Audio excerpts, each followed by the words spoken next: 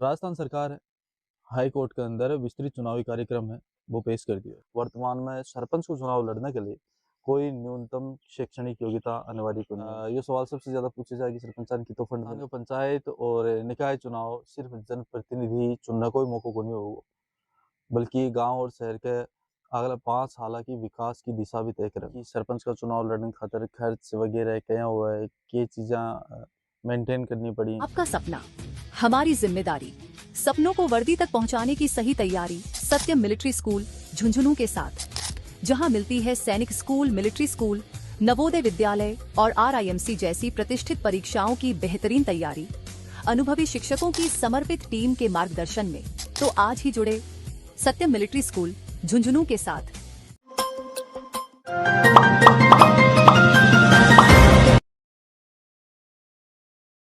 नमस्कार, मैं शशिकांत शर्मा थे, देख रहे हो पंचायती मीडिया।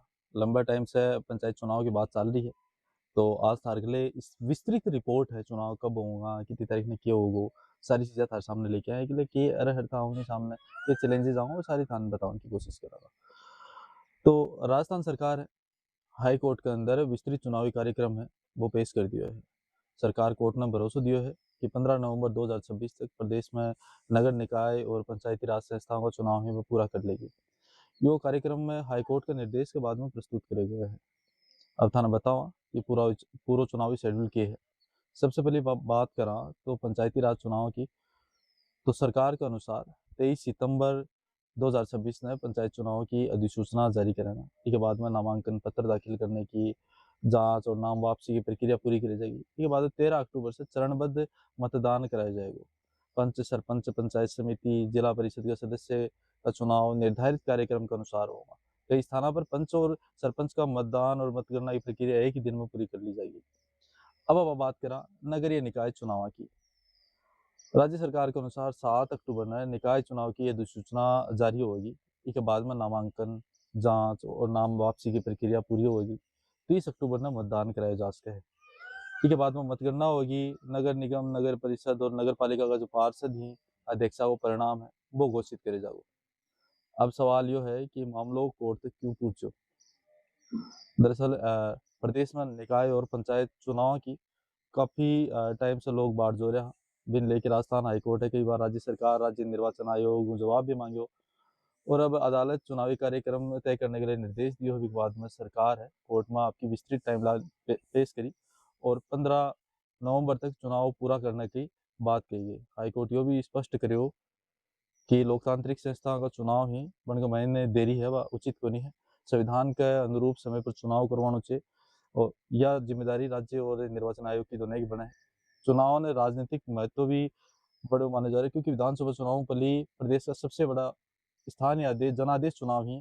गाँव में सरपंच और जिला परिषद से लेकर के और शहर में पार्षद, चेयरमैन, मेयर तक का पदा का मुकाबला होगा और सारे राजनीतिक दलों ने अपनी तैयारियां ही तेज कर ली पड़ेंगी। कि कई बार छूट जाएगी ही वह वही सबसे बड़ी कि सरपंच का चुनाव लड़ने खातर खर्च वगैरह क्या हुआ है, ये चीज़ें मेंटेन करनी पड़ी। तो अब जाना ये वीडियो के अंदर ही कि चुनाव लड़ना वाला के लिए नियम क्या होंगे। सबसे पहली बात चीज, तो अगर कोई व्यक्ति सरपंच को चुनाव लड़ना चाहो तो वो भारतीय नागरिक होना चाहिए, सबने पता है। और संबंधित पंचायत क्षेत्र को मतदाता सूची में नाम होना भी आवश्यक है। उम्मीदवार की आयु 21 वर्ष होनी चाहिए। इसके अलावा उम्मीदवार को यहाँ की अपराध में दोषी नहीं होना चाहिए, जिस कारण वह चुनाव लड़ने के लिए अयोग्य घोषित हो सके। राजस्थान में पंचायती राज कानून के अनुसार और उम्मीदवार ने नामांकन पत्र के साथ में निर्धारित दस्तावेज, शपथ पत्र और आवश्यक जानकारी जमा करानी होगा है, जिसके साथ में नामांकन शुल्क निर्धारित नियमों के अनुसार जमा कराना पड़े। के लिए के शैक्षणिक योग्यता निर्धारित है। तो राजस्थान में कुछ साल पहले पंच और सरपंच के चुनाव के लिए न्यूनतम शैक्षणिक योग्यता को प्रावधान लागू हो, लेकिन इसके बाद में अभी समाप्त कर दिए गए हो। वर्तमान में सरपंच को चुनाव लड़ने के लिए कोई न्यूनतम शैक्षणिक योग्यता अनिवार्य को नहीं है। मतलब जो को निरक्षर है वो भी एक चुनाव में लड़ सके। कितना आप खर्च कर सका, तो राज्य निर्वाचन आयोग है प्रत्येक चुनाव में अलग अलग पदा के लिए अधिकतम जो चुनावी खर्च हो भी एक सीमा तय करे। उम्मीदवारों ने भी सीमा के भीतर ही प्रचार करना है और पूरे खर्च को हिसाब किताब भी रखना पड़े। यदि कोई उम्मीदवार निर्धारित सीमा में ज्यादा खर्च करे या गलत जानकारी दे तो भी खिलाफ कार्रवाई भी हो सके। इस बार की सटीक खर्च सीमा है बा आयोग की सूचना होगी जारी होगी बिके बाद में बता सकांगा थान। सरपंच की जिम्मेदारी के हो। सरपंच गांव की सरकार को मुखिया हुआ है, सबसे बड़ो पद हुआ है।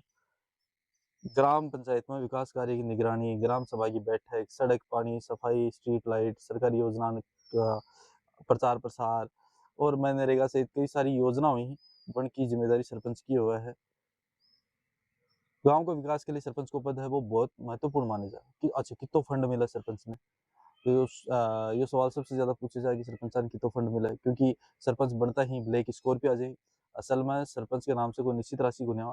ग्राम पंचायत ने 15 वेतन या वित्त आयोग 14 वित्त आयोग अलग अलग अनुदान राशि, मनरेगा, स्वच्छ भारत मिशन, जल जीवन मिशन और भी बहुत सारी सरकारी योजना को बजट है वो भी शामिल रहे।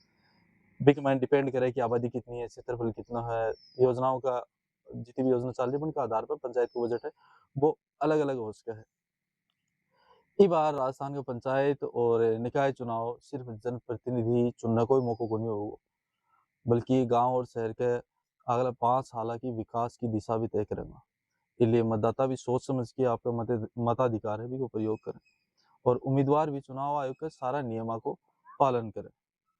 वोट है बहुत ज्यादा कीमती है, तो वोट ने जाया कौन जान देना है।